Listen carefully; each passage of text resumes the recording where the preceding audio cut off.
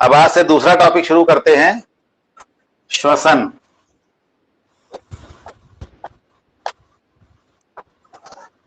श्वसन के बारे में कुछ बताया था इससे पहले कभी?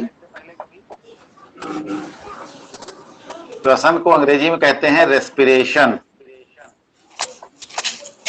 ठीक, बताओ श्वसन किसे कहते हैं? जिससे हम सांस लेते हैं। जैसे तुम सांस लेते हो उसको श्वसन कहते हैं। सांस क्यों लेते हो बताओ? सर उस क्रिया हमारे को तो श्वसन कहते हैं। किस क्रिया को? सर जो हम सांस ले रहे हैं। सांस लेने की क्रिया को तो हमने बताया श्वसन को कहते हैं रेस्पिरेशन, और सांस लेने की जो क्रिया होती है उसको कहते हैं ब्रीदिंग। तो ये दोनों अलग अलग क्रियाएं क्यों बनाई गई?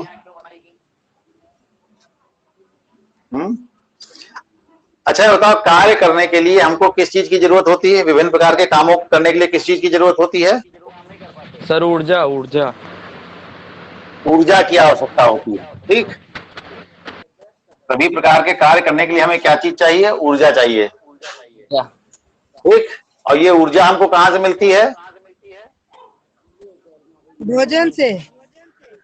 ऊर्जा चाहिए, और ऊर्जा कहां से मिलती है? भोजन से। इसका मतलब क्या हुआ कि भोजन में ऊर्जा होती है और उस ऊर्जा को निकाला जाता है, तभी तो हमारा काम चलता है उस ऊर्जा के द्वारा। तो भोजन से ऊर्जा निकालने की जो ये क्रिया होती है, इस क्रिया को ही हम कहते हैं श्वसन। भोजन से ऊर्जा प्राप्त करने की जो क्रिया होती है उसको हम कहते हैं श्वसन क्रिया। तो हमको जो कार्य करने के लिए ऊर्जा चाहिए होती है, ऊर्जा हमको कहां से मिलती है?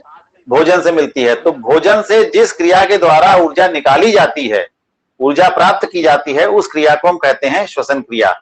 और इस क्रिया के लिए ऑक्सीजन की आवश्यकता होती है। तो श्वसन क्रिया की जो परिभाषा होती है उसको इस तरह से कहा जाता है कि कोशिकाओं में एकत्रित भोज्य पदार्थों का ऑक्सीकरण करके ऊर्जा उत्पन्न करने की क्रिया को हम श्वसन क्रिया कहते हैं। कोशिकाओं में जो कुछ भी भोजन तुमने भी पोषण किया था, जब पोषण के अंतर्गत पढ़ा था कि जो भोजन भोज्य पदार्थ होते हैं वो कहां पहुंचाए जाते हैं? कोशिकाओं के भीतर। कोशिकाएं उसको अपने जीव द्रव्य में मिला लेती हैं और उससे विभिन्न प्रकार के कार्यों को करने में सक्षम होती है उन्हीं पदार्थों के कारण। तो उन्हीं में से एक कार्य जो होता है वो श्वसन का भी होता है। तो जो भोज्य पदार्थ होते हैं उन भोज्य पदार्थों का, उनमें से कुछ का ऑक्सीकरण करके वो ऊर्जा उत्पन्न करने का कार्य भी करती हैं। ये कोशिकाएं जो होती हैं, क्योंकि ये श्वसन जो होता है वो कोशिकाओं के भीतर हो रहा है, इसलिए इस प्रकार के श्वसन को हम कोशिकीय श्वसन भी कहते हैं। जो वास्तविक श्वसन होता है, जो वास्तव में जो श्वसन क्रिया होती है वो कोशिकाओं के भीतर ही होती है, जहां पर भोज्य पदार्थों का ऑक्सीकरण करके ऊर्जा उत्पन्न की जाती है। इस क्रिया को कहते हैं श्वसन क्रिया। और श्वसन क्रिया में जो भोज्य पदार्थ मुख्य रूप से इस्तेमाल किया जाता है इस ऊर्जा प्राप्त करने के लिए, वो पदार्थ होता है ग्लूकोज। वो पदार्थ होता है ग्लूकोज। और ग्लूकोज का सूत्र क्या होता है? C6H12O6। जब इसकी क्रिया ऑक्सीजन से कराई जाती है, O2 से, तो बनता है CO2 और H2O और ऊर्जा बनती है।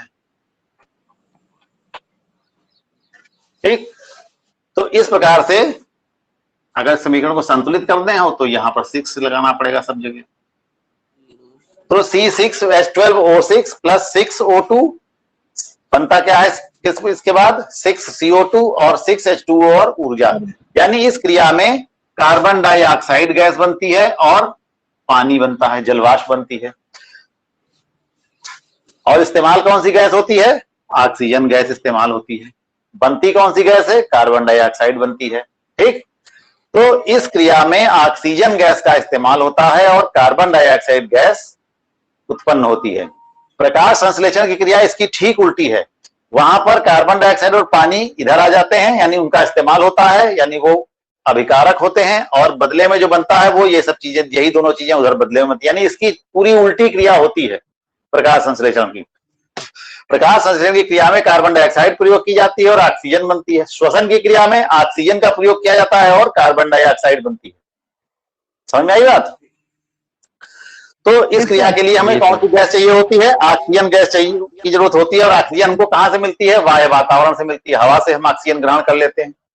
ठीक, पौधे भी श्वसन क्रिया करते हैं तो पौधे भी बाह्य वातावरण से ऑक्सीजन को ग्रहण कर लेते हैं। और जो रंध्र पाए जाते हैं पौधों में, जिनके द्वारा प्रकाश संश्लेषण में तुमने पढ़ा था कि कार्बन डाइऑक्साइड प्रवेश करती है, तो उन्हीं रंध्रों से ऑक्सीजन भी प्रवेश करती है। ठीक है, तो जो कार्बन डाइऑक्साइड गैस बनती है तो वो हम वातावरण में छोड़ देते हैं। हम सांस भीतर खींचते हैं तो हवा अंदर जाती है। ठीक, फिर उसके बाद ये उसमें से ऑक्सीजन ले ली जाती है, ऑक्सीजन को कोशिकाओं तक पहुंचाया जाता है और फिर वहां पर श्वसन होता है, फिर कार्बन डाइऑक्साइड बनती है, उसको वापस लाया जाता है और फिर वो हम बाहर निकाल देते हैं।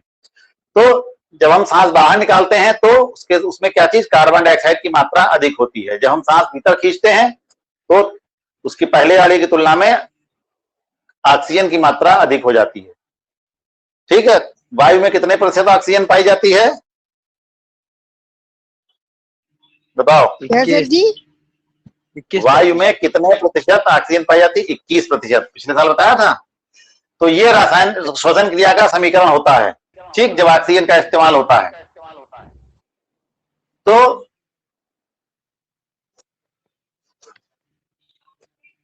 श्वसन क्रिया जो होती है वो दो हिस्सों में बांटी जाती है। श्वसन क्रिया को हम दो हिस्सों में बांटते हैं। पहला हिस्सा होता है बाह्य श्वसन, बाह्य श्वसन, और दूसरा इसका भाग होता है, उसको कहते हैं अंतः श्वसन, अंतः श्वसन। बाह्य श्वसन के अंतर्गत ऊर्जा उत्पन्न नहीं होती है। बाह्य श्वसन का मतलब यहां पर यह है सिर्फ इतना कि ऑक्सीजन को बाहरी वातावरण से कोशिकाओं तक पहुंचाना, इसको हम कहते हैं बाह्य श्वसन। ऑक्सीजन को बाहरी वातावरण से कोशिकाओं तक पहुंचाने की जो क्रिया होती है, इसको हम कहते हैं बाह्य श्वसन।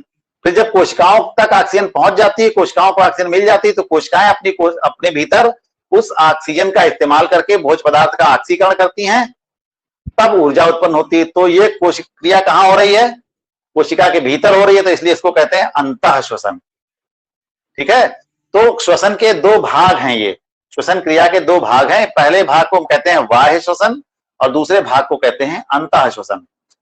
बाह्य श्वसन का मतलब वायु को बाहरी वातावरण से कोशिकाओं तक पहुंचाना, और अंतः श्वसन का मतलब कोशिकाओं में ऑक्सीजन की सहायता से भोज्य पदार्थों का ऑक्सीकरण करके ऊर्जा उत्पन्न करना। वास्तविक श्वसन यही है, क्योंकि इसी श्वसन में क्या होता है? ऊर्जा उत्पन्न होती है। इसीलिए वास्तविक श्वसन जो होता है वो अंतः श्वसन ही वास्तव में श्वसन क्रिया है वहां पर। ठीक है, तो अब जब बाह्य वातावरण से ऑक्सीजन कोशिकाओं तक कैसे पहुंचाई जाती है, तो इसके लिए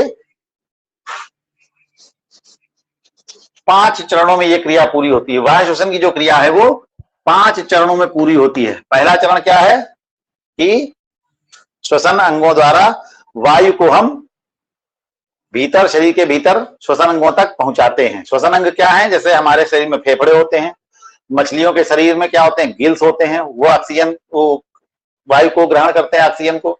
और जो केचुआ वगैरह होते हैं, मेढक होते हैं, ये त्वचा के द्वारा कर लेते हैं, ऑक्सीजन ग्रहण कर लेते हैं।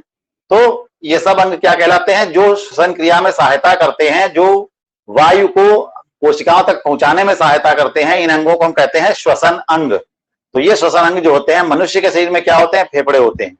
तो पहला काम क्या होता है कि हम वायु को भीतर खींचते हैं, शरीर के भीतर ले जाते हैं। ठीक, और जब जरूरत होती है तो उसको बाहर भी निकालते हैं। तो एक काम तो ये हो गया कि वायु को बाहरी वातावरण से श्वसन अंगों तक पहुंचाना, पहला चरण।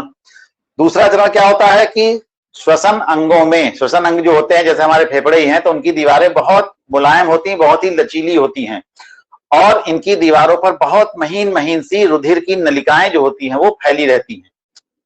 पूरी नलिकाओं का एक जाल सा फैला रहता है पूरे फेफड़ों की सतह पर, और उसमें रक्त भरा रहता है।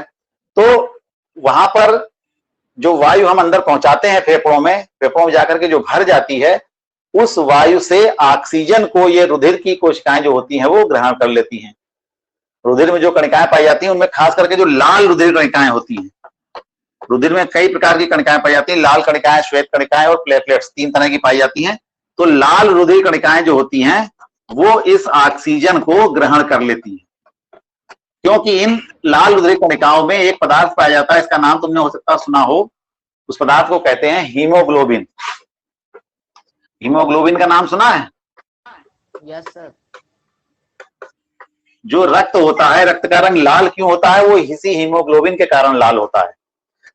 तो क्योंकि रक्त में जो लाल कणिकाएं होती हैं उनकी मात्रा बहुत ज्यादा होती है, तो उसके और लिए रक्त लाल कणिकाएं लाल क्यों होती हैं? क्योंकि इन्हीं कणिकाओं में हीमोग्लोबिन नामक पदार्थ पाया जाता है। तो ये हीमोग्लोबिन जो होता है ये ऑक्सीजन को ग्रहण करने वाला पदार्थ होता है।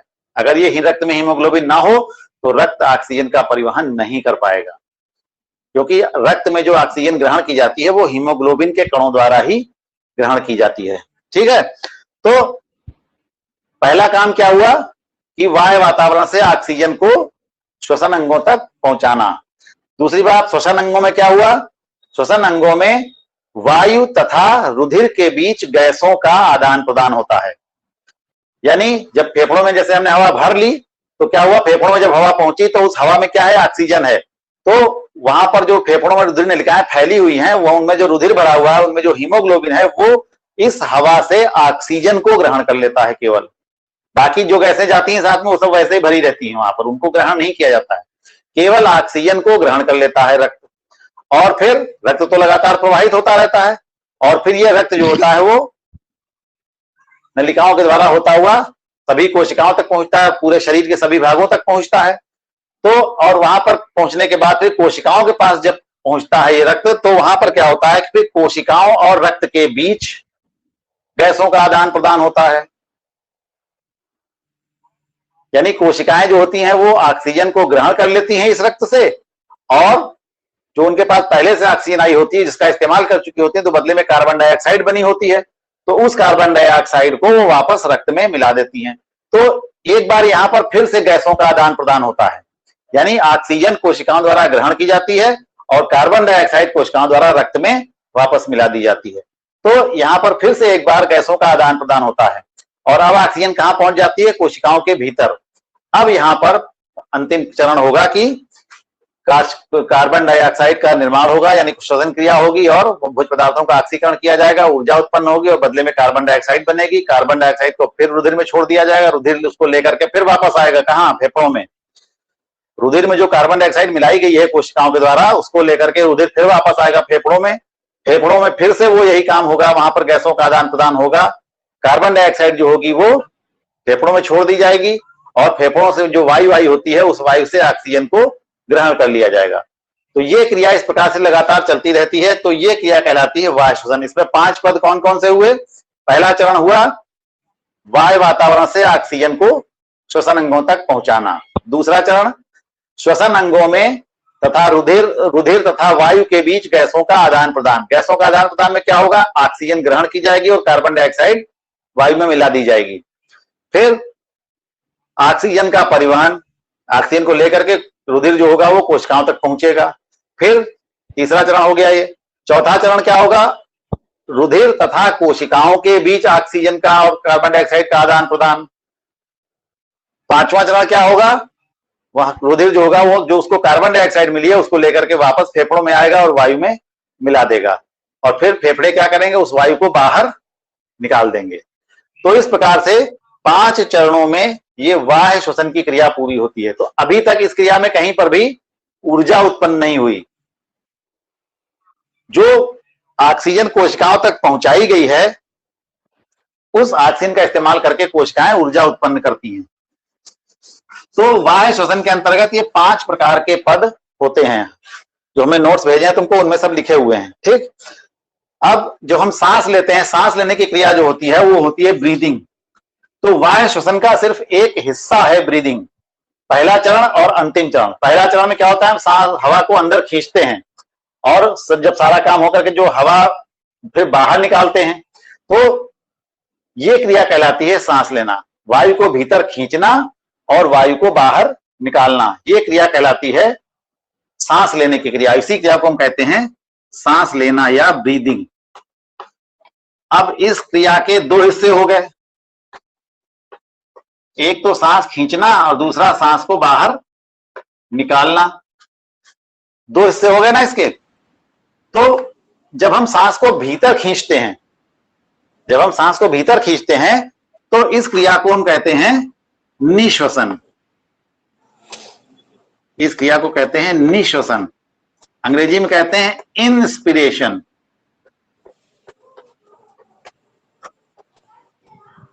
निश्वसन या इंस्पिरेशन। इन माने अंदर, रेस्पिरेशन के लिए हवा को अंदर लेना। और दूसरी क्रिया जो होती है जब हम सांस को बाहर छोड़ते हैं तो उस क्रिया को कहते हैं निःश्वसन। इसके बाद दो बिंदियां लगाई जाती हैं, निःश्वसन, निःश्वसन। और निःश्वसन जो होता है इसको अंग्रेजी में कहते हैं एक्सपायरेशन। तो सांस लेने की जो क्रिया होती है वो दो हिस्सों में होती है। सांस को बाहर भीतर खींचना उसको कहते हैं निःश्वसन, और सांस को बाहर निकालना, वायु को बाहर निकालना, ये क्रिया कहलाती है निःश्वसन। तो निःश्वसन और निःश्वसन। सांस लेने की क्रिया का एक दूसरा नाम भी है जो शुद्ध नाम है, उसको कहते हैं श्वासोच्छ्वास।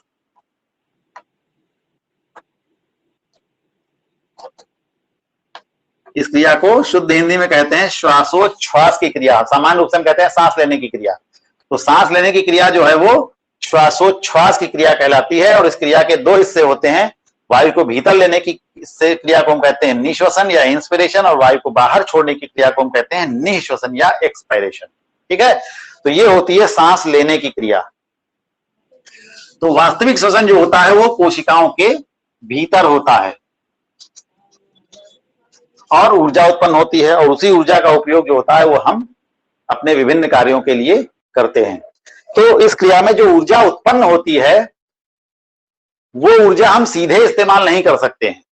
वो ऊर्जा जो भी इसमें बनती है वो हम ऊर्जा को हम सीधे इस्तेमाल नहीं करते हैं। वो ऊर्जा होती है वो एक प्रकार की विशेष प्रकार के पदार्थ में बदल के रख ली जाती है। उस पदार्थ का नाम है एटीपी। ये ऊर्जा जो होती है वो एटीपी के रूप में, एटीपी के अणुओं के रूप में कोशिकाओं के भीतर एकत्र कर ली जाती है, इकट्ठा कर ली जाती है। फिर आवश्यकता पड़ने पर इसी एटीपी को तोड़ करके ऊर्जा हम निकालते हैं और फिर उस ऊर्जा का उपयोग हम करते हैं। तो ये एटीपी बनता कैसे है? कोशिकाओं के भीतर एक प्रकार का पदार्थ पाया जाता है, उसको कहते हैं एडीपी। ये अपने साथ में एक फॉस्फेट का अणु और जोड़ लेता है। एडीपी का पूरा नाम होता है एडिनोसिन डाइफॉस्फेट। एडीपी नामक पदार्थ कोशिकाओं में पाया जाता है, उसका नाम होता है एडिनोसिन डाइफॉस्फेट। डाई माने दो, फॉस्फेट के अणु। तो एक ऐसा पदार्थ होता है ये जिसके पास फॉस्फेट के दो अणु होते हैं। डाई माने दो, तो मोनो माने एक, डाई माने दो, ट्राई माने तीन। तो इसके पास फॉस्फेट के दो अणु होते हैं। ये क्या करता है? ऊर्जा का उपयोग करके, उस ऊर्जा का इस्तेमाल करके अपने साथ में फॉस्फेट का एक अणु और जोड़ लेता है, प्लस पी, और ऊर्जा और फॉस्फेट मिलाकर के अपने में और जोड़ लेता है, तब ये बन जाता है एटीपी। और तब इसका नाम होता है एडिनोसिन ट्राइफॉस्फेट। डाई की जगह ये क्या बन जाता है? Adenosine triphosphate. ये दोनों नाम याद करो, इनके फुल फॉर्म भी कभी कभी एक नंबर में पूछे जाते हैं। एटीपी तथा एडीपी का पूरा नाम लिखो, एडिनोसिन ट्राई फॉस्फेट। ठीक, तो एडीपी नामक पदार्थ जो कोशिकाओं में पाया जाता है वो पदार्थ श्वसन में उत्पन्न जो ऊर्जा होती है उसका इस्तेमाल करके अपने साथ में फॉस्फेट का एक अणु और जोड़ लेता है, तब वो एडिनोसिन डाइफॉस्फेट से एडिनोसिन ट्राइफॉस्फेट यानी एटीपी में बन जाता है और ऊर्जा इसके भीतर बंध जाती है। और जब जरूरत होती है तब इसका वही बंधन खोला जाता है, फॉस्फेट अलग हो जाता है, वो ऊर्जा फिर मुक्त हो जाती है और उस ऊर्जा का इस्तेमाल हम अपने विभिन्न कार्यों के लिए कर लेते हैं। और एटीपी जो होता है वो फिर से एडीपी में बदल जाता है। तो कोशिकाओं में दिन रात ये काम चलता रहता है, एटीपी से एडीपी बनते रहते हैं और एडीपी से एटीपी बनते रहते हैं। दोनों ही प्रकार की क्रियाएं साथ साथ चलती रहती हैं, क्योंकि काम भी साथ साथ चलते रहते हैं हर समय शरीर में, तो ऊर्जा बनती भी रहती है और ऊर्जा इस्तेमाल भी होती रहती है। तो एटीपी से एडीपी और एडीपी से एटीपी दिन रात कोशिकाओं के भीतर बनते रहते हैं। तब कहीं पर एडीपी से एटीपी बन रहा होता है तो कहीं पर एटीपी से एडीपी बन रहा होता है। तो ये दोनों क्रियाएं जो होती हैं वो साथ साथ चलती रहती हैं, उल्टी सीधी दोनों प्रकार की क्रियाएं साथ साथ चलती रहती हैं।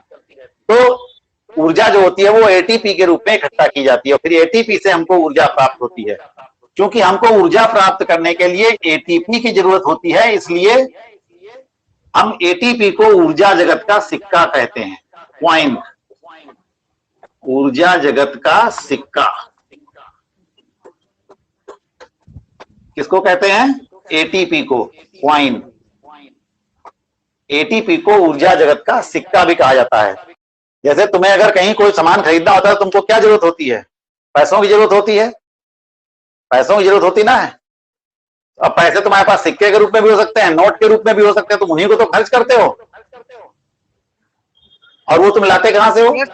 बैंक से लाते हो। तो बैंक में कहां से आते हैं? बैंक में तुम कमा करके जमा करते हो। तो जो कोशिकाएं क्या करती हैं, वो ऊर्जा का इस्तेमाल करके जो एटीपी कमाती हैं वो अपने पास इकट्ठा रखती हैं और जरूरत पड़ने पर उसी एटीपी को खर्च करती हैं। समझ आई बात? तो उसी तरीके से जैसे हम कोई सामान खरीदने के लिए सिक्कों या नोट का इस्तेमाल करते हैं, वही हम धनराशि खर्च करते हैं, उसी प्रकार से कोशिकाएं जो होती हैं वो ऊर्जा प्राप्त करने के लिए किसका खर्च करती हैं? एटीपी खर्च करती हैं। और एटीपी वो बनाती भी हैं। तो आदमी क्या करता है? कमाई करता भी है और उसको खर्च भी करता है, दोनों काम करता है ना। तो ऐसे यहाँ पर कोशिकाएं जो होती हैं एटीपी कमाती भी हैं और एटीपी को खर्च भी करती हैं उसी रूप में। तो इसीलिए एटीपी को जो है ऊर्जा जगत का सिक्का कहा जाता है, क्योंकि ऊर्जा प्राप्त करने के लिए कोशिकाएं ग्लूकोज के पास नहीं जाती हैं, एटीपी ढूंढती हैं पहले। अगर तुमको कोई सामान लेना तो पहले घर में सब पैसा ढूंढोगे ना। जब घर में पैसा नहीं मिलेगा, सोचेगा बात तो पैसे है नहीं, तो फिर क्या करोगे? काम पे जाओगे, दिन भर में कमाओगे तो शाम को लेकर के आओगे, होगा ना। तो ऐसे अगर कोशिकाओं के पास एटीपी नहीं है तब वो ग्लूकोज के पास जाएंगे, ग्लूकोज का ऑक्सीकरण करेंगी, ऊर्जा बनाएंगी, फिर ऊर्जा से एटीपी बनाएंगी और फिर एटीपी को खर्च करेंगी। आई बात समझ में? तो इस प्रकार से एटीपी का इस्तेमाल होता है।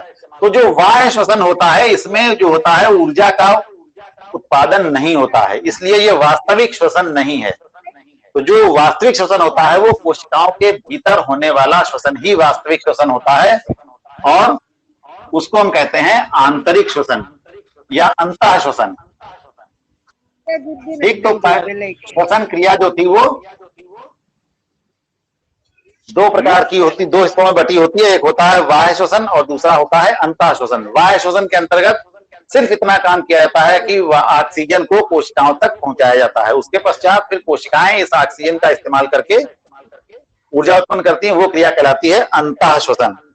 अब इस श्वसन में क्या होगा? ऑक्सीजन जो कोशिकाओं तक पहुंचाई गई है, कोशिकाएं उस ऑक्सीजन का इस्तेमाल करेंगी और ऊर्जा उत्पन्न करेंगे। तो जो भोज्य पदार्थ का ऑक्सीकरण करना है वो पदार्थ क्या है? ग्लूकोज। वो पदार्थ क्या होगा? ग्लूकोज। ग्लूकोज का ऑक्सीकरण किया जाएगा। अगर ग्लूकोज उपलब्ध नहीं है डायरेक्ट, क्योंकि जो हम लोग भोज्य पदार्थ जो पाचन के पश्चात अवशोषण करके जो पहुंचाए गए थे कोशिकाओं तक, उसमें ग्लूकोज भी था, अमीनो अम्ल थे, ग्लिसरॉल था, वसी अम्ल थे, ये सब चीजें थी, तो उसमें से ग्लूकोज का इस्तेमाल किया जाएगा। लेकिन अगर ग्लूकोज नहीं है तो वसा होगी, प्रोटीन होगी। तो वसा और प्रोटीन को भी पहले ग्लूकोज में बदला जाता है और फिर उसको ऑक्सीकरण किया जाता है। तो श्वसन क्रिया के लिए हमें जो बेसिक पदार्थ चाहिए वो क्या होना चाहिए? ग्लूकोज ही होना चाहिए। चाहे वो सीधे ग्लूकोज हमको मिल जाए या फिर किसी दूसरी चीज से ग्लूकोज पहले बनाए फिर उसका ऑक्सीकरण करें। ठीक है, तो ये क्रिया जो होती है अंतः श्वसन की क्रिया, कोशिकाओं के भीतर कोशिका द्रव्य, इसका कुछ भाग जो होता है कोशिका द्रव्य में होता है और कुछ भाग जो होता है वो माइटोकॉन्ड्रिया में होता है। माइटोकॉन्ड्रिया के बारे में पिछले साल पढ़ा था 9th में। कुछ भाग जो होता है इसका कोशिका द्रव्य में होता है और कुछ काम जो होता है वो माइटोकॉन्ड्रिया के भीतर होता है। तो ये अंतः श्वसन की क्रिया जो होती है वो 2 चरणों में होती है, 2 पदों में होती है। पहला हिस्सा जो होता है वो कोशिका द्रव्य में होता है और दूसरा हिस्सा जो होता है वो माइटोकॉन्ड्रिया में होता है। जो हिस्सा कोशिका द्रव्य में होता है उस क्रिया को हम कहते हैं ग्लाइकोलिसिस, उस क्रिया को कहते हैं ग्लाइकोलिसिस। ठीक, जो क्रिया कोशिका द्रव्य में होती है उस क्रिया का नाम है ग्लाइकोलिसिस, और जो क्रिया माइटोकॉन्ड्रिया के भीतर होती है उस क्रिया को कहते हैं क्रेब्स चक्र। क्रेब्स चक्र, ठीक है। तो ग्लाइकोलिसिस की जो क्रिया होती है वो कोशिका द्रव्य में होती है, और क्रेब्स चक्र जो क्रिया होती है वो माइटोकॉन्ड्रिया के भीतर होती है। यानी अंतःश्वसन जो होता है वो दो पदों में पूर्ण होता है। पहला पद होता है ग्लाइकोलिसिस का, दूसरा पद होता है क्रेब्स चक्र का। ये वाली क्रिया कोशिका द्रव्य में होती है और ये क्रिया माइटोकॉन्ड्रिया के भीतर होती है। ठीक, तो अब देखते हैं ग्लाइकोलिसिस, पहला चरण जो होता है ग्लाइकोलिसिस, इसके अंतर्गत क्या होता है। पहला चरण है इसका ग्लाइकोलिसिस।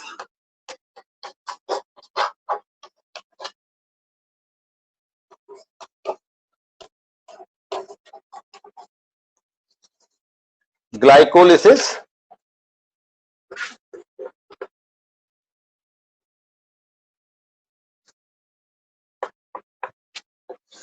इस क्रिया का जो, वैसे तो ये क्रिया कई 10-11 चरणों में होती है, स्टेप बाय स्टेप होती है 10 चरणों में, लेकिन फाइनल क्या होता है, इस क्रिया में मुख्य रूप से क्या काम होता है तुमको बहुत डिटेल में नहीं पढ़ाना है। यहाँ पर जो ग्लूकोज होता है, इस क्रिया के अंतर्गत मुख्य रूप से क्या काम किया जाता है, ग्लूकोज जो होता है वो पायरुविक अम्ल में बदला जाता है। इस क्रिया के अंतर्गत क्या होता है, ग्लूकोज जो होता है वो पायरुविक अम्ल में बदला जाता है। एक अणु ग्लूकोज से, इसका एक अणु जो होता है, ग्लूकोज के एक अणु से पायरुविक अम्ल के 2 अणु बनते हैं। इस क्रिया के अंतर्गत ग्लूकोज को तोड़ा जाता है और ग्लूकोज को टूटने पर पायरुविक अम्ल बनाया जाता है, और एक ग्लूकोज के अणु से 2 अणु पायरुविक अम्ल के बनते हैं। इस पूरी क्रिया का सारांश यही है। बस तुमको इतना ही बताना है कि इस क्रिया का डिटेल नहीं पढ़ाना है, तुम्हारे सिलेबस में नहीं है। और ये क्रिया भी 8-9-10 पदों में होती है, लगभग 9-10 पद हैं इसमें, तो स्टेप बाय स्टेप होती है। तो सीधे नहीं बनता है ग्लूकोज से पायरुविक अम्ल एक ही बार में। तो ग्लूकोज से पायरुविक अम्ल बनता है अंत में। एक अणु ग्लूकोज से 2 अणु पायरुविक अम्ल के बनते हैं। और इस क्रिया में, इस पूरी क्रिया को करने में भी, क्योंकि बहुत सी रासायनिक क्रियाएं जो होती हैं शरीर के भीतर, उनको क्रियाओं को करने के लिए भी ऊर्जा की आवश्यकता होती है। तो इस क्रिया में 10 अणु जो होते हैं वो एटीपी के खर्च होते हैं। इस क्रिया में 10 अणु जो होते हैं वो, इस क्रिया खर्च नहीं, बनते हैं। इस क्रिया में 10 अणु एटीपी के बनते हैं और 2 अणु जो होते हैं वो खर्च हो जाते हैं। 2 अणु खर्च होते हैं। इस क्रिया में ग्लूकोज से पायरुविक अम्ल बनने की इस क्रिया में कुल 10 एटीपी के अणु प्राप्त होते हैं, क्योंकि इस क्रिया में भी थोड़ी बहुत ऊर्जा उत्पन्न होती है। उस ऊर्जा को भी हम एटीपी के रूप में बना करके इकट्ठा करके रख लेते हैं। तो हमको इतनी ऊर्जा मिल जाती है कि उस ऊर्जा से हम 10 अणु एटीपी के बना सकते हैं। लेकिन साथ ही साथ इस क्रिया में हमको 2 अणु खर्च भी करने पड़ते हैं। तो इस क्रिया में हमें शुद्ध लाभ कितना होता है, इस क्रिया से कितने एटीपी प्राप्त होते हैं, 8। हमें कितने एटीपी का लाभ होता है, 8 एटीपी हमको फायदा होता है इस पूरी क्रिया को करने से, क्योंकि इस क्रिया में 10 एटीपी के अणु बनते हैं और 2 अणु हमको खर्च भी करने पड़ते हैं। तो इसलिए हमारा फायदा कितना होता है इस क्रिया में, पूरी क्रिया में 8 एटीपी के अणुओं का फायदा होता है। ठीक है। तो ये क्रिया जो होती है ग्लाइकोलिसिस की क्रिया, कोशिकाओं के कोशिका द्रव्य में होती है। जैसे ये कोई कोशिका है, तुमने पिछले साल कोशिका की संरचना पढ़ी थी, उसमें एक केंद्रक होता है और उसके बाहर ये सब कोशिका द्रव्य होता है। इस कोशिका द्रव्य में छोटे छोटे माइटोकॉन्ड्रिया भी पाए जाते हैं। ठीक, तो ये तो कोशिका द्रव्य हो गया। तो इसी कोशिका द्रव्य में जो द्रव पदार्थ होता है, जिसमें सब कई प्रकार के कोशिकांग जो होते हैं वो पाए जाते हैं, राइबोसोम, माइटोकॉन्ड्रिया, गोल्जी का, ये सब पढ़े थे पिछले साल। तो ऐसे ही माइटोकॉन्ड्रिया भी तैरते रहते हैं इसी कोशिका द्रव्य में। तो ये ग्लाइकोलिसिस की जो क्रिया होती है वो कोशिका द्रव्य में होती है। और पायरुविक अम्ल बनता है। फिर पायरुविक अम्ल जो होता है वो माइटोकॉन्ड्रिया के भीतर जाता है और फिर माइटोकॉन्ड्रिया के भीतर दूसरी वाली क्रिया होती है। ठीक, दूसरा चरण जो होता है, इसका दूसरा पद जो होता है वो माइटोकॉन्ड्रिया के भीतर होता है। ठीक है, इतना समझ में आया ग्लाइकोलिसिस का? जी सर। अब ग्लाइकोलिसिस की क्रिया में क्या हुआ? पायरुविक अम्ल बन गया। ठीक, अब आगे की क्रिया माइटोकॉन्ड्रिया में होनी है और उस क्रिया का नाम क्या है? क्रेब्स चक्र। क्रेब्स चक्र।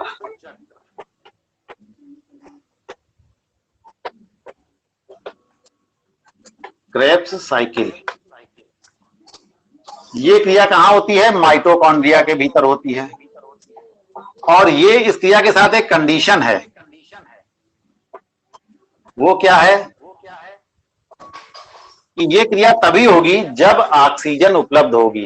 यानी अगर कोशिकाओं के पास ऑक्सीजन है, कोशिकाओं को ऑक्सीजन मिली है, तब तो ये क्रिया होगी माइटोकॉन्ड्रिया के भीतर।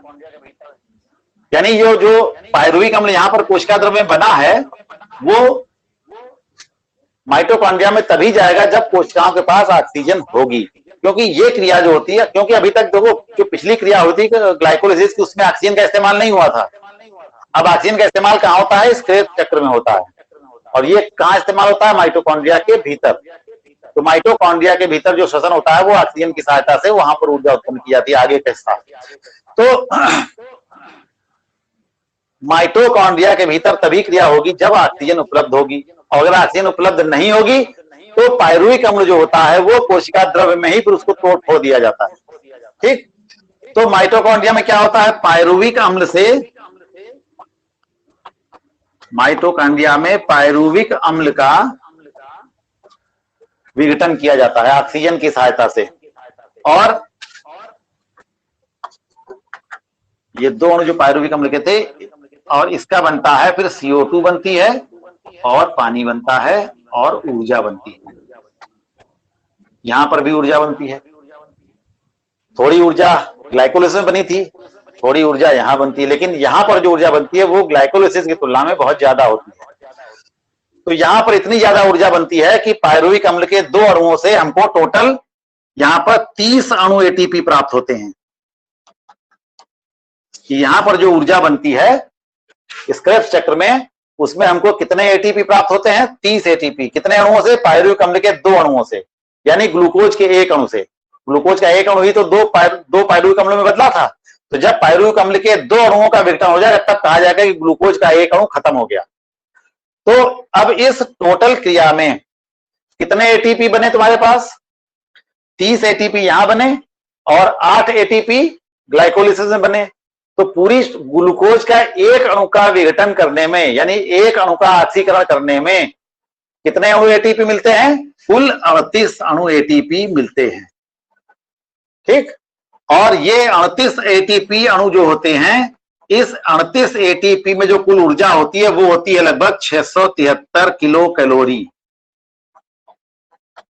673 किलो कैलोरी ऊर्जा जो होती है वो उत्पन्न होती है और उस ऊर्जा की सहायता से टोटल 38 एटीपी के अणु बनाए जाते हैं और फिर इन्हीं एटीपी के अणुओं से ऊर्जा प्राप्त की जाती है। इसको क्रेब्स चक्र क्यों कहते हैं? क्योंकि एक वैज्ञानिक थे हैंस क्रेब। हैंस क्रेब नामक वैज्ञानिक ने इसको खोजा था, तो उनके नाम पर इस क्रिया को हम कहते हैं क्रेब्स चक्र। क्रेब का चक्र, क्रेब नाम था इनका, हैंस क्रेब। और क्रेब्स का मतलब क्रेब का चक्र। तो क्रेब्स चक्र जो होता है वो इसलिए इसका नाम रखा गया है। ठीक, तो ये क्रेब्स चक्र की क्रिया कब होगी? जब कोशिकाओं के पास ऑक्सीजन उपलब्ध होती है। तो उस स्थिति में पायरुविक अम्ल जो होता है वो माइटोकॉन्ड्रिया के भीतर प्रवेश करता है और वहां पर फिर ऑक्सीजन की सहायता से इस पायरुविक अम्ल को विघटित किया जाता है, तोड़फोड़ की जाती है। ये भी क्रिया कई चरणों में होती है, बीच में कई प्रकार के पदार्थ बनते हैं और अंत में जाकर के फिर कार्बन डाइऑक्साइड और जल बनता है और ऊर्जा उत्पन्न होती है। तो इस ऊर्जा का इस्तेमाल करके फिर लगभग 30 एटीपी के अणु बनते हैं। तो इस प्रकार से क्रेब्स चक्र के भीतर ऊर्जा प्राप्त की जाती, माइटोकॉन्ड्रिया के भीतर क्रेब्स चक्र के द्वारा ऊर्जा प्राप्त की जाती है। तो इस प्रकार से कुल श्वसन क्रिया जो होती है ये संपन्न हो जाती है और ये लगातार चलती रहती है। बाहर कोशिका द्रव्य में पायरुविक अम्ल के अणु बनते रहते हैं ग्लाइकोलिसिस की क्रिया के द्वारा, और एक एक करके अणु जो होते हैं वो ग्लूकोज के, ऑक्सीजन अगर उपलब्ध है तो माइटोकॉन्ड्रिया के भीतर जाते रहते हैं और वहां पर उनके तोड़फोड़ होती रहती है, वहां पर ऊर्जा बनती रहती है। तो इस प्रकार से लगातार ये क्रिया चलती रहती है। अब यहां पर एक स्थिति आती है कि अगर कोशिकाओं के पास ऑक्सीजन उपलब्ध नहीं हो रही है, कोई ऐसी किसी समय परिस्थिति आ गई कि कोशिकाओं को ऑक्सीजन उपलब्ध नहीं हो रही है, ठीक, कई बार ऐसी परिस्थितियां होती हैं कि कोशिका के पास ऑक्सीजन नहीं होती है, खास करके पौधों में ये क्रिया अधिकतर होती है। उस स्थिति में क्या होता है कि जो पायरुविक अम्ल होता है वो माइटोकॉन्ड्रिया के भीतर नहीं जाता है, यानी फिर वो कोशिका द्रव्य में ही रहता है और फिर उसको बिना ऑक्सीजन की सहायता से, बिना ऑक्सीजन की सहायता के पायरुविक अम्ल को विघटित किया जाता है।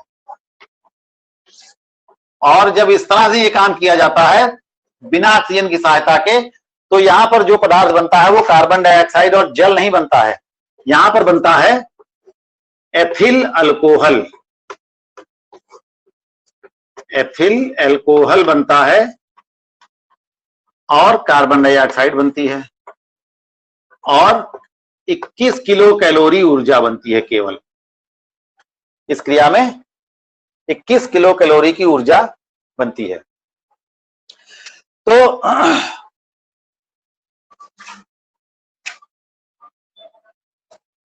जब ऑक्सीजन उपलब्ध नहीं होती है तो उस स्थिति में पायरुविक अम्ल जो होता है वो एथिल अल्कोहल में टूटता है और कार्बन डाइऑक्साइड बनती है।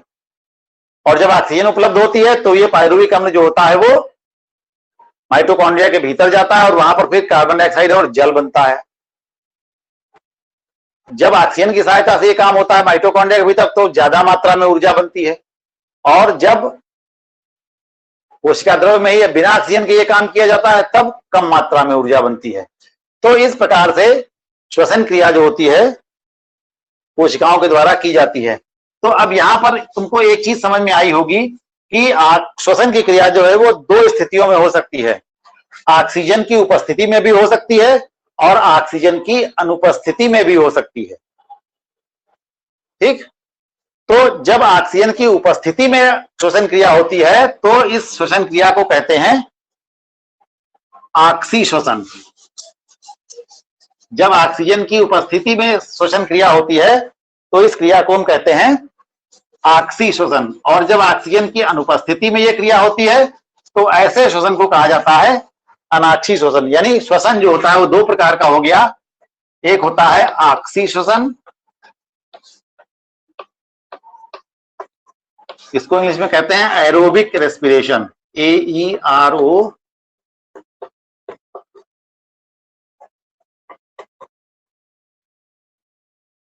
Aerobic respiration. और दूसरी क्रिया हो गई अनाक्षी श्वसन। यानी श्वसन क्रिया दो प्रकार की हो गई, इसको कहते हैं एनएरोबिक रेस्पिरेशन। तो जब ऑक्सीजन की उपस्थिति में क्रिया होती है तो उसको हम कहते हैं ऑक्सी श्वसन, जब ऑक्सीजन की अनुपस्थिति में श्वसन क्रिया होती है तो उसको कहते हैं अनाक्षी श्वसन। ऑक्सी श्वसन की क्रिया में अधिक मात्रा में ऊर्जा उत्पन्न होती है, अनाक्षी श्वसन में कम मात्रा में ऊर्जा उत्पन्न होती है।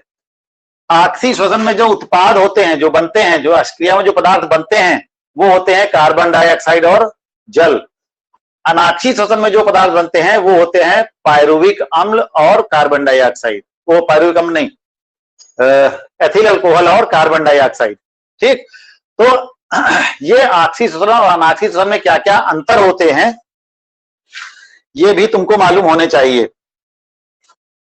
और ऑक्सी श्वसन की क्रिया जो होती है वो माइटोकॉन्ड्रिया के भीतर होती है, अनाक्षी श्वसन की क्रिया जो होती है वो कोशिका द्रव्य में होती है, ठीक है।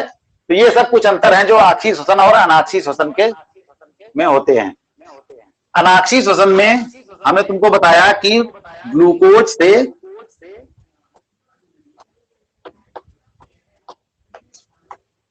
क्या बनता है, एथिल अल्कोहल, एथिल अल्कोहल और CO2। ये क्रिया होती है पौधों में, यानी पौधों में जब ये अनाक्षी श्वसन की क्रिया होती है तो बनता है एथिल अल्कोहल और कार्बन डाइऑक्साइड। लेकिन कुछ स्थितियों में जंतुओं में भी ये क्रिया होती है। तो जब जंतुओं में ये क्रिया होती है, ये क्रिया, ये वाली ऊपर वाली क्रिया होती है पौधों में, ठीक।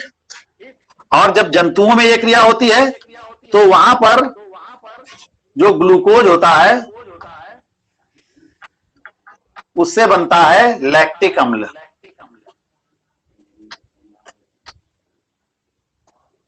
लैक्टिक अम्ल और CO2 और ऊर्जा, थोड़ी सी ऊर्जा बनती है, बहुत ज्यादा नहीं, थोड़ी थोड़ी बनती है ऊर्जा। तो इस प्रकार से अनाक्षी श्वसन जो होता है वो जंतुओं में अलग तरीके से होता है और पौधों में अलग तरीके से होता है। पौधों में क्या होता है, जब ग्लूकोज का अणु टूटता है तो एथिल अल्कोहल और कार्बन डाइऑक्साइड बनती है, और जंतुओं में ग्लूकोज से लैक्टिक अम्ल और कार्बन डाइऑक्साइड बनती है। यानी कार्बन डाइऑक्साइड तो बनती ही बनती है श्वसन क्रिया में, ठीक है। तो इस प्रकार से ये श्वसन क्रिया संपन्न होती है। इसमें सबको समझ में आया? अभी कहीं पर समझ में ना आया हो तो बताओ कोई भी। क्रेब्स चक्र नहीं समझ में आया? उसमें क्या चीज समझ में नहीं आई बताओ? सर जी क्रेब्स चक्र वाला है क्या परिभाषा इसकी? क्रेब्स चक्र जो है वो एक क्रिया है जो माइटोकॉन्ड्रिया के भीतर होती है, और वो क्रिया तब होती है जब कोशिकाओं के पास ऑक्सीजन उपलब्ध होती है। अगर ऑक्सीजन मिल रही है कोशिकाओं तो कोशिकाएं जो होती हैं वो क्रेब्स चक्र चलाती हैं, नहीं तो नहीं चलाती। और इस क्रिया के अंतर्गत होता क्या है कि जो कोशिकाओं ने पायरुविक अम्ल बना के रखा होता है कोशिका द्रव्य में, उसको फिर वो माइटोकॉन्ड्रिया के भीतर भेजती हैं। फिर माइटोकॉन्ड्रिया जो होता है वो ऑक्सीजन का इस्तेमाल करके उसको तोड़फोड़ करता है, उसमें से ऊर्जा उत्पन्न करता है। ये क्रिया भी कई चरणों में होती है और अंत में कार्बन डाइऑक्साइड और पानी बनता है और ऊर्जा उत्पन्न होती है। आपको बात समझ में आई? क्योंकि इस क्रिया को हैंस क्रेब नामक वैज्ञानिक ने खोजा था, इसलिए उनके नाम पर इस क्रिया को है क्रेब्स चक्र कहा जाता है। ठीक है, आपको समझ में आया? जी सर।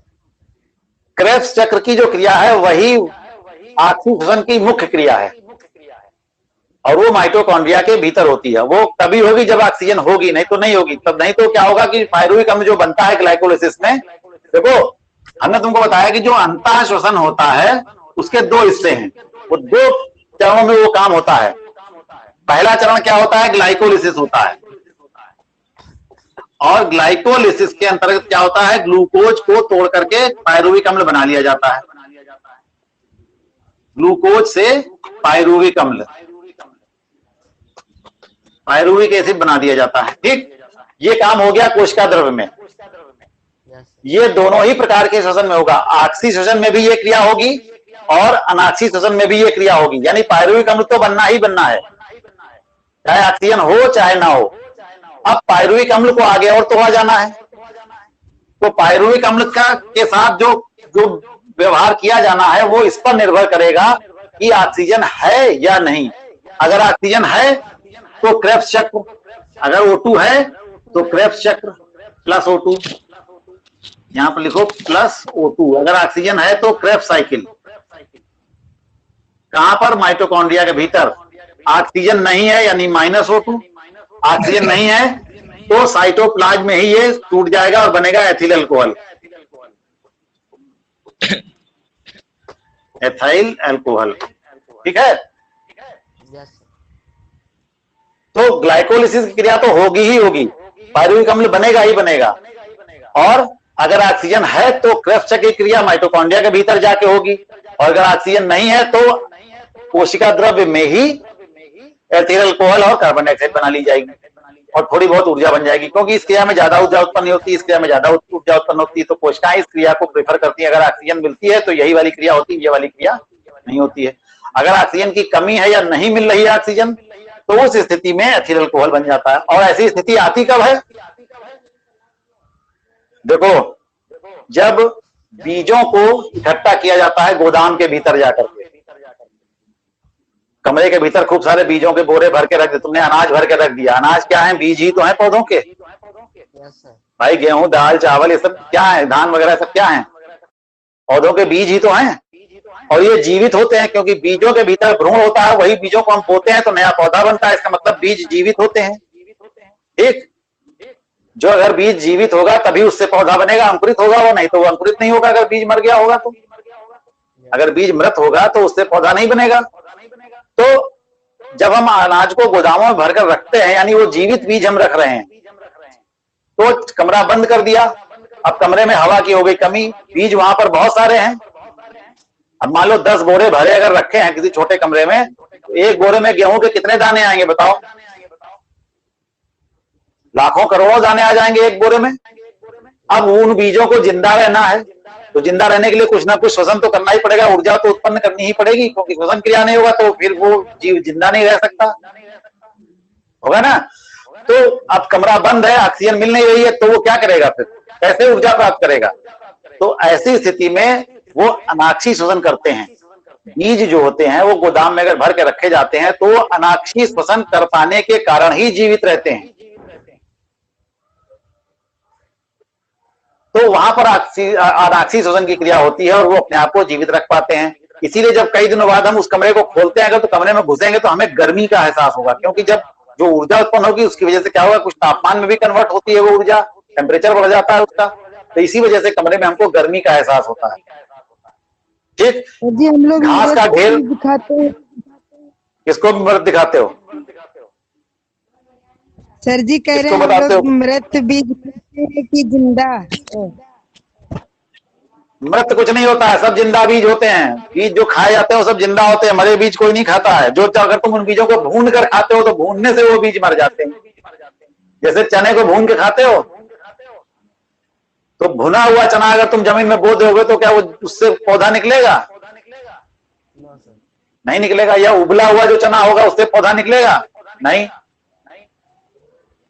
तो जो सीधा चना होता है, उस चने को अगर हम भिगो देते हैं या जमीन में बो देते हैं तो उससे पौधा निकल आता है। गेहूं बो देते हैं तो उससे पौधा निकल आता है। अरहर का बीज बो देते हैं तो उससे पौधा निकल आता है। लेकिन इस बीजों को उबाल के या पका के जब भून के हम तब उसको बोएंगे जमीन में, तो क्या पौधा बनेगा? नहीं बनेगा, क्योंकि तब वो बीज मर जाएगा। तो ये बीज सभी जीवित होते हैं जो रखे जाते हैं, कोई इकट्ठा किए जाते हैं गोदामों में, सभी बीज जीवित होते हैं। नहीं तो फिर वो कोई काम के नहीं रह जाएंगे, क्योंकि मर जाएंगे तो फिर जल्दी से वो सड़ जाएंगे, फिर सड़ने लगेंगे। जरा चना उबाल करके तुम रख दो थोड़ी देर बाहर, 2-1 दिन, तो क्या होगा, वो फिर खराब होने लगेगा, महक आने लगेगी, उसमें बदबू आने लगेगी, होगा ना। तो ये चीज समझ में आई? तो आज इतना ही, अब इसके आगे फिर अब कल पढ़ाएंगे।